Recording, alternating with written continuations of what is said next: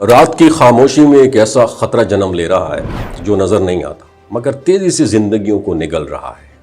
ایک وائرس جس کے بارے میں شروع میں سمجھا گیا کہ اسے قابو میں رکھا جا سکتا ہے، مگر اب حقیقت اس کے برعکس سامنے آ رہی ہے۔ اور یہ بات کوئی عام شخص نہیں کہہ رہا بلکہ ورلڈ ہیلتھ آرگنائزیشن یعنی WHO خود تسلیم کر چکا ہے کہ وائرس توقع سے کہیں زیادہ تیزی سے پھیل رہا ہے۔ صورتحال کچھ یوں ہے کہ اب تک 140 اموات ہو چکی ہیں اور 600 کیسز رپورٹ کیے جا چکے ہیں۔ یہ تمام cases democratic republic of the Congo کے مختلف شہروں میں پھیل چکے ہیں اور خطرہ اب سرحدوں کو بھی عبور کر چکا ہے، کیونکہ پڑوسی ملک یوگینڈا میں بھی اس وائرس کے کیسز سامنے آ چکے ہیں۔ اور یہ وہی وائرس ہے جسے دنیا ایبولا وائرس ڈیزیز کے نام سے جانتی ہے، ایک ایسا مہلک مرض جو انسانی جسم میں داخل ہو کر اسے اندر سے توڑ دیتا ہے۔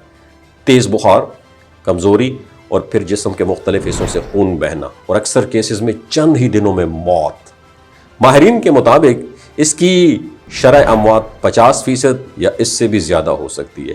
WHO نے BBC کو دی گئی معلومات میں واضح دیا کہ اس وائرس کا پھیلاؤ روکنا کچھ پہلے اندازوں سے کہیں زیادہ مشکل ثابت ہو رہا ہے، یعنی جو رفتار سوچی گئی تھی حقیقت میں وائرس اس سے کہیں زیادہ تیزی سے آگے بڑھ رہا ہے۔ اور اس وائرس کی ایک اور خطرناک بات یہ ہے کہ اس کی ابتدا جنگلی جانوروں سے ہوتی ہے، خاص طور پر چمگادڑوں اور بندروں جیسی اسپیسیز سے، پھر یہ انسانوں میں منتقل ہو کر ایک انسان سے دوسرے انسان تک پھیلتا ہے اور مریض کی جسمانی رطوبتوں کے ذریعے اس کا پھیلاؤ انتہائی تیز ہو جاتا ہے۔ اور سب سے پریشان کن حقیقت یہ ہے کہ اس وقت اس کی کوئی مؤثر ویکسین دستیاب ہی نہیں ہے، اور ماہرین کا کہنا یہ کہ نئی ویکسین تیار کرنے میں کم از کم 9 ماہ لگ سکتے ہیں، اور تب تک یہ وائرس نہ جانے کتنی زندگیاں متاثر کر چکا ہوگا۔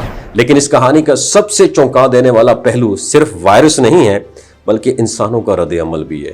کانگو میں حالات اس حد تک خراب ہو چکے ہیں کہ لوگوں کا اعتماد ہاسپٹلز پر ختم ہوتا جا رہا ہے۔ جب ہسپتالوں نے حفاظتی اصولوں کے تحت ایبولا سے مرنے والوں کی لاشیں اہل خانہ کے حوالے کرنے سے انکار کیا تاکہ مزید وائرس نہ پھیلے، تو غصے اور دکھ میں ڈوبے لوگوں نے ہسپتالوں اور ایبولا سینٹرز کو ہی آگ لگا دی۔ سوچئے، ایک طرف موت بانٹتا وائرس اور دوسری طرف خوف، غصہ اور لا علمی، تو یہ وہ کمبینیشن ہے جو کسی بھی وبا کو کئی گنا خطرناک بنا سکتا ہے۔ فیکٹس اینڈ فگر خود ایک بہت بڑی خوفناک کہانی سنا رہے ہیں۔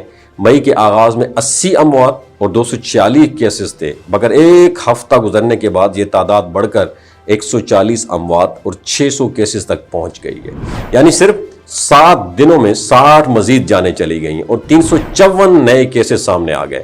اسی تیزی کو دیکھتے ہوئے WHO نے اس وبا کو عالمی سطح کی ایمرجنسی قرار دے دیا، کیونکہ خطرہ اب صرف ایک ملک تک محدود نہیں رہا، بلکہ اگر ہم اس صورتحال کو صرف ایک سائنسی اور ایک میڈیکل ایشو سمجھیں تو شاید ہم مکمل تصویر نہیں دیکھ پا رہے ہیں۔ اسلامی تعلیمات میں ہمیں بارہا یہ خبردار کیا گیا کہ قیامت کے قریب آزمائشیں بڑھ جائیں گی، بیماریاں، آفات اور ایسے واقعات جن سے انسان بے بس ہو جائے گا۔ اور احادیث میں یہ بھی ذکر ملتا ہے کہ ایسے امراض ظاہر ہوں گے جو پہلے کبھی بھی نہیں دیکھے گئے تھے، اور انسان اپنی ترقی کے باوجود ان کے سامنے کمزور ہو جائے گا۔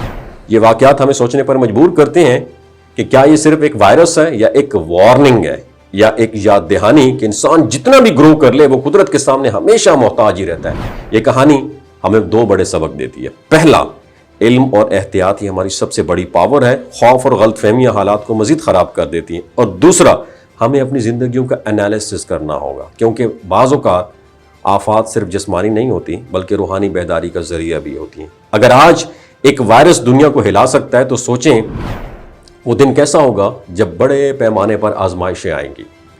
یہ صرف ایک خبر نہیں ہے بلکہ ایک اشارہ ہے، ایک خاموش پیغام کہ وقت کم ہے اور ہمیں سنبھلنے کی ضرورت ہے۔ وما علینا الا البلاغ المبین۔